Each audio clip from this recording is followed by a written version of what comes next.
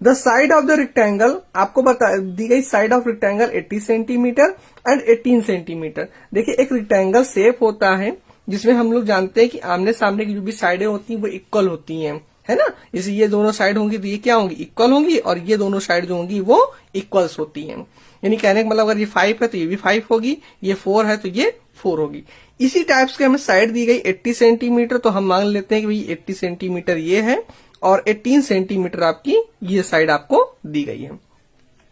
आपसे इस क्वेश्चन में ये नहीं कहा ये लेंथ इतनी है, ब्रीथ इतनी, सिर्फ साइड हमें दे दी गई है, तो हमने इसी तरह मान लिया कि भाई ये लॉन्ग 80 होगी, तो लॉन्ग हमने लेंथ मान ली है, और ब्रीथ थोड़ी छोटी होगी तो हमने ब्रीथ क्या मान ली है, 18 सेंटीमीटर, यानी लॉन्ग और शॉर्ट करके हमने मान ली हुई है। तो देखिए ये 18 है तो ये भी 18 सेंटीमीटर होगी, और ये 80 सेंटीमीटर है तो ये भी 80 सेंटीमीटर ही होगी। हमसे इस क्वेश्चन में कहा गया फाइंड्स इट डायगोनल, आपको क्या बताना है, ये डायगोनल बताना है।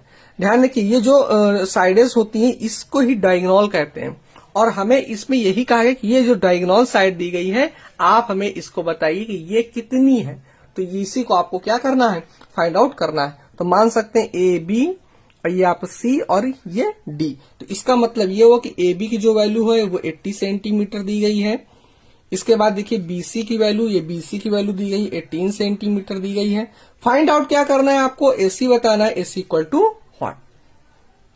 तो देखिए इसके लिए आपको एक इजिली आपको फॉर्मूला लर्न करना होगा, और पाइथागोरस थ्योरम के रूल के अकॉर्डिंग हेल्प करते हुए हम यहाँ बहुत आसानी से इजिली आपको पढ़ा सकते हैं। तो यहाँ पर हम आपको पाइथागोरस थ्योरम पढ़ा रहे हैं, तो पाइथागोरस थ्योरम में क्या है उस रूल के अकॉर्डिंग देख लीजिए।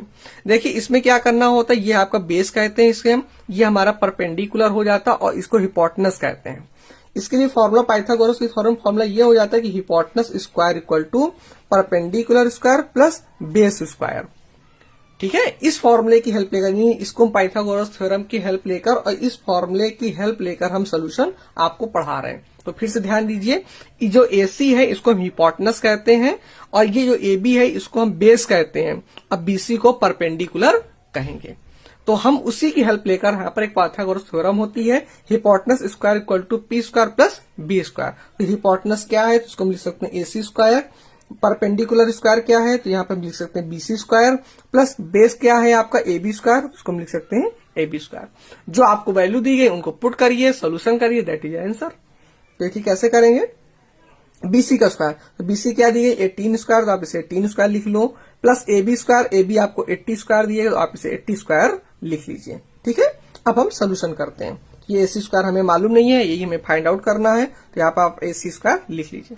18 का स्क्वायर, तो देखिए 18 का स्क्वायर तो आपको रफली मल्टीप्लीकेशन करके भी निकल आएंगे, तो आप ये कर लीजिए। 18 8 जा 144, 4 कैरी 14 हो जाएगा, और 18 1 जा 18, और 18 इसमें प्लस कर लीजिए, तो 8 4 12 2 कैरी 1 और 3। तो देखिए यहाँ पे आंसर क्या आ गया 324, तो ये नोट कर लीजिए। प्लस 80 का स्क्वायर कहा गया, तो ये भी आप मल्टीप्लाई करके नोट कर सकते हैं, 8 8 जा 64 और 0 0, तो आंसर क्या मिल गया आपको 6400। तो AC स्क्वायर क्या आंसर निकल के आया भाई हमारा, प्लस कर लीजिए 4, यहाँ पे 0 2 2 और 6 4 3 7 और 6, तो 6724 ये क्या हमें मिला है AC स्क्वायर। देखिए ध्यान रखिए AC स्क्वायर की वैल्यू आई है, ना कि AC की वैल्यू, और हमें क्या फाइंड आउट करना है, हमें AC की वैल्यू फाइंड आउट करनी है।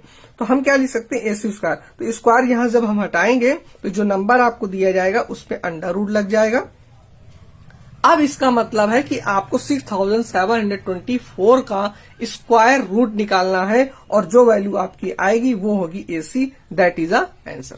तो आपको क्या करना है, 6724 का आपको स्क्वायर रूट निकालना होगा, ये लॉन्ग डिवीजन मेथड से, क्योंकि इसी के क्वेश्चन पढ़ रहे थे, इसलिए इस क्वेश्चन को यहां पर देखिए इस तरह सोल्यूशन करके आपको करना है।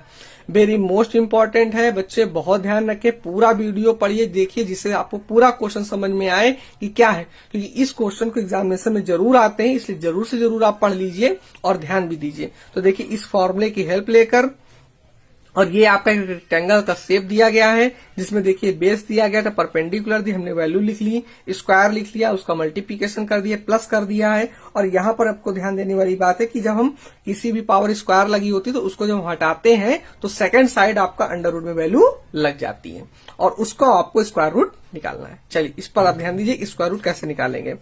लास्ट की 2 डिजिट पेयर बना लीजिए। देखिए नंबर बन गया आपका 67 और नंबर हमें मालूम पड़ रहा है, याद आ रहा है 8 8 जा 64। अगर हम 8 8 जा 64 लिखेंगे तो यहाँ पर देखिए इसके आसपास हम बिल्कुल पहुंच गए। 7 में 4 माइनस करेंगे 3 हो जाएगा और 6 में 6 माइनस करेंगे 0। नंबर जो भी दिए जाते हैं उनको आप एक बार फिर लिख लेते हैं और इनको प्लस कर लेते हैं। 8 8 प्लस करेंगे तो आंसर हमारा क्या हो जाएगा यहाँ पे 16। ठीक है, इतना प्रोसीजर अलग है, इससे आपको कोई मतलब नहीं। इतना प्रोसीजर हम आपको अलग पढ़ा रहे हैं और इसी में ही आपको सोल्यूशन करना है, इसी के आगे जस्ट आप सोल्यूशन कर सकते हैं।